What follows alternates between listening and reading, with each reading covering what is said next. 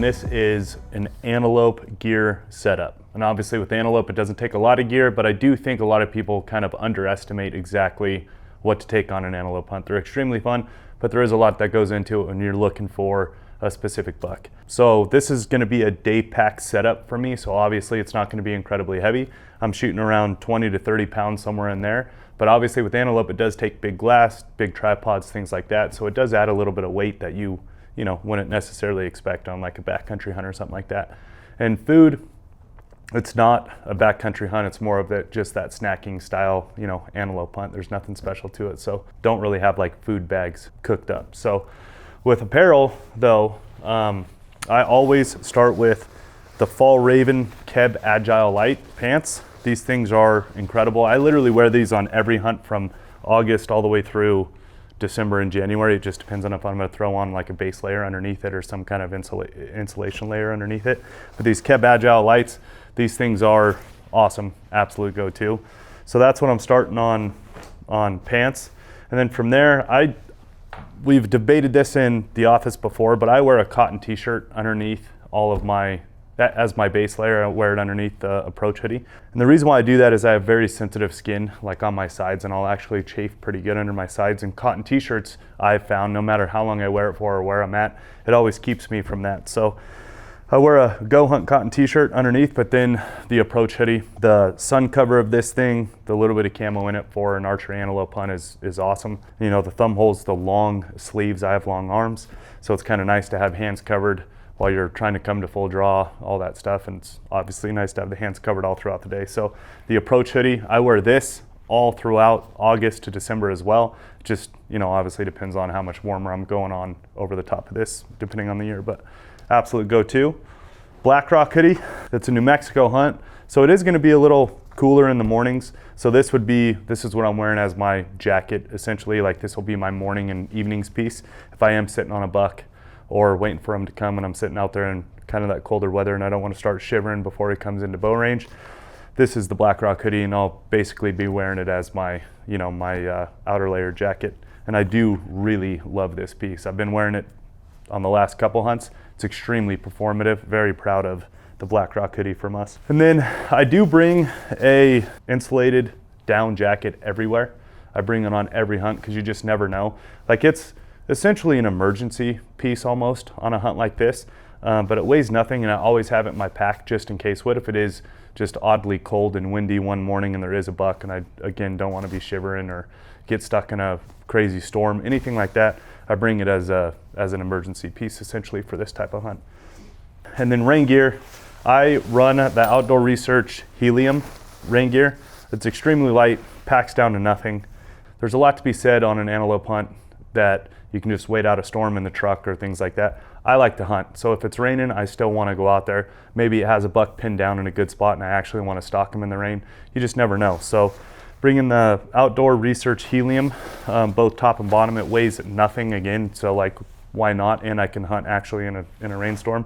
And then a pack fly, I think it's just a necessity. It's like one of those emergent things, keep all the gear in your bag dry. And then from there, the boots.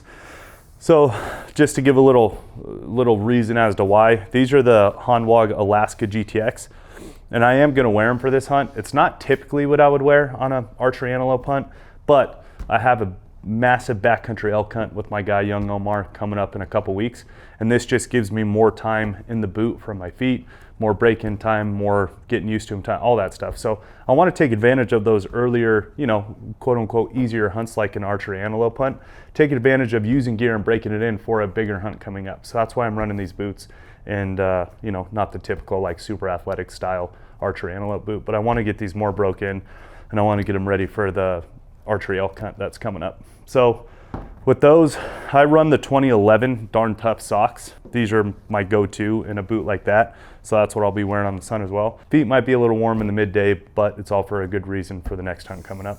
And then I'm a huge Air Raider or Softy 2.0 guy for hunting. I'm a huge sweater. Anybody who follows me on Instagram, any of that stuff, sees the Sweaty Hat Club. I can sweat out any hat. That's why I like these. Because if I do sweat them out, they bounce back incredibly quick and they're back dry, ready to roll, don't show sweat stains. So like absolute go-to Air Raider or Softy 2.0. So that's the apparel side. I did forget undies. I'm not the undie king like Chris Porter, but I do wear the Saks Quest. It's amazing. Don't get itchy butt. I will give Porter the undie king credit. He knows his undies. So that's what I wear, is the Quest from Saks because of him. And then next is into the miscellaneous side. So the 1 liter Nalgene. I do that because of a SteriPen. SteriPen can sterilize 1 liter at a time, half or 1 liter at a time. Obviously I'm doing the 1 liter. So that's why I run a smaller Nalgene, is for the SteriPen, and always have access to water no matter what. If it's coming out of a cattle trough or a stream, doesn't matter. I'm always ready for water. And obviously on an antelope hunt, chasing these things down in the heat, that's gonna come into play. I do the GOHUNT mug right here with the pocket rocket, lighter, and a can of butane. The reason why I do that, nothing like having a cup of coffee while you're sitting glassing or midday, anything. I'm a huge coffee guy. Brady might say he's the coffee guy. I'll give him a run for his money on how much I can actually drink in a day. And I love having it on a hunt, so that's why I bring that. And it weighs hardly anything again, and it just adds to the enjoyment of the hunt, so why not? And then from there, this is like my everything's bag. Like this is, you know, my first aid from Uncharted Co. Really good, simple first aid kind of possibles pouch. Have everything in there. The only thing I've added to this is a knife and some water drops. I mean, I do have the SteriPen, but it's always nice just having treatment water drops in case something goes wrong with the SteriPen, and I do have a backup. And I added a knife because it didn't come with it. You never know if you just need that one extra piece. So the Uncharted Allen wrench, if you're gonna bow hunt, gotta have an Allen wrench on you at all times, obviously. This is my backups, so backup bow release, backup batteries for SteriPen and headlamps, and a backup headlamp itself. So this is kind of a backup bag for me. And then the Skeletool, never know when you need pliers, anything like that. Battery bank, backup lighter, and then a Sharpie. So Sharpie tags, notching tags, writing anything down, marking capes, anything like that. I love having a Sharpie on me. It's always saved everything. And then one last thing is an extra rangefinder battery. So this is kind of the extras. And actually, as I went through that, this extra rangefinder battery going in the extra battery bag. I don't know why that was loose. So that's it's kind of like just my everything's bag is what's in here. And obviously you can tell I like orange. So anything like active hunting is in orange bags for me. This is my game and processing bag, so kill kit. So these are game bags, and then all the knives. I've got the outdoor edge with a lot of extra blades. I love working on animals with the outdoor edge. I do have a scalpel knife in here from Silverware. So just put on those scalpel blades for caping, things like that. It makes it very easy.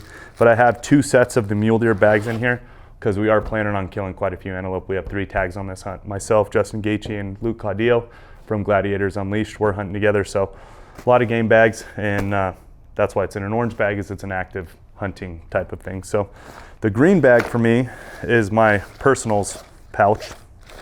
So sunglasses, contacts. Sadly, I still have not done LASIK, so I'm wearing contacts. Hand sanitizer. I don't know where the banter in the office came from about like who uses hand sanitizer and not, and why you wouldn't ever. I do wear contacts, so I don't want to have dirty hands if I'm touching my eyes. That's why I have this. If I'm touching my eyes, like this is everything for hunting, being able to see, being able to make a shot. I don't want to get eye infections, any of that gross shit. So I use hand sanitizer, and that's why. And I don't know the debate of like thinking that's an odd thing from Trail and Brady and guys like that. And hey, I'll stand by it. I want clean hands when I'm touching my eyes. Toothbrush, toothpaste, and deodorant. Don't want to be smelling like a billy goat, even though it is an archery antelope hunt. You know, don't ever want to be smelling like a billy goat. So that's my go-to in the personals pouch. And on a backcountry hunt, I might have a few more things in there as opposed to like this antelope hunt, but that's what's coming on this hunt with me. And then I'm a big mechanics gloves guy. We may or may not be working on our own glove, but I'm a big mechanics glove guy. I love these things. I love where they're reinforced, and I love how articulated they are and how light they are. I mean, obviously if a mechanic is wearing them and working on stuff, the dexterity in the fingers and all that stuff is incredibly good. So that's why I like wearing these, and those are my go-to. Beanie, more of an emergency piece again if I am sitting out a storm on a buck. I don't want to be cold and shivering when it does come time to make a shot, or if I'm waiting one out or anything like that. So I bring warm gear even on hunts like this, just in case. Like if he is pinned down in a storm, like I said, and it does get really cold and windy, I don't want to be shivering or having to run back to the truck to warm up. So I want to be able to be out there and hunting and on the animal the entire day, no matter what. GOHUNT spoon, I like having a little bit of oatmeal with my coffee sometimes. Pour a little boiling water in the little oatmeal bag. Great little hack for a snack. So I do bring that so I can, you know, have some oatmeal or anything. That's always in my pack too. Weighs nothing, and you never know when you want it to eat something.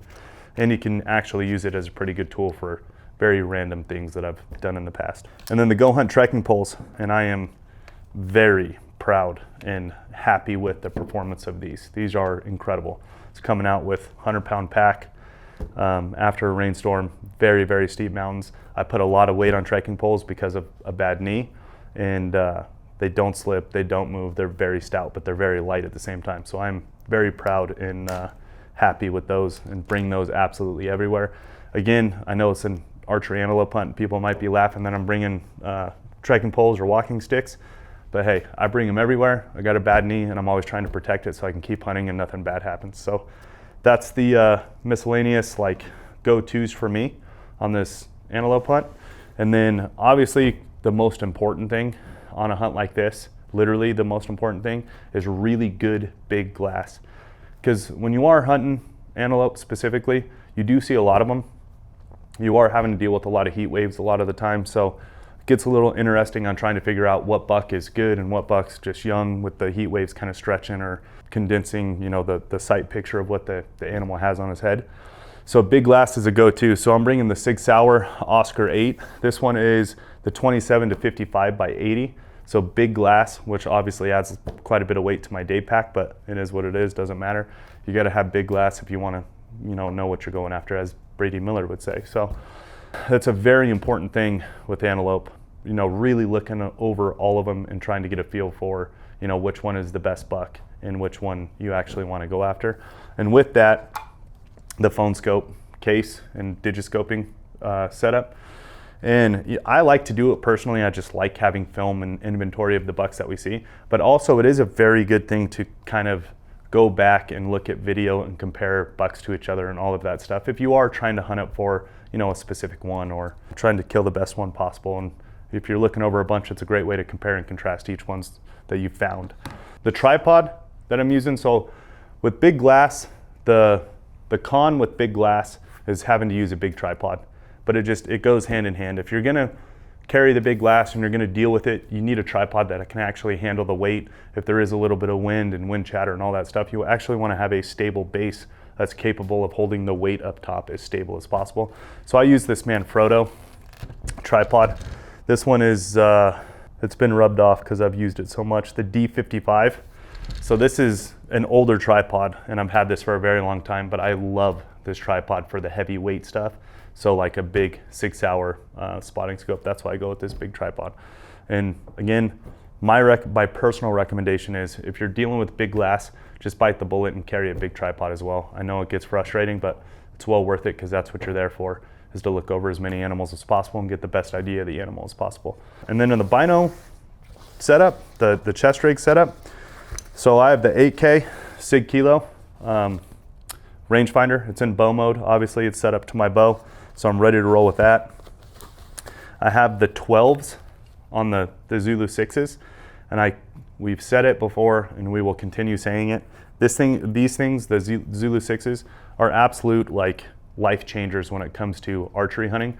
The one handheld flip on the switch, just dead solid, being able to look at what you're looking at without shaking any of that stuff with just one hand, especially when you're in tight on an animal and you're, you know, don't want a lot of movement and all that stuff. You're really trying to understand what an animal is.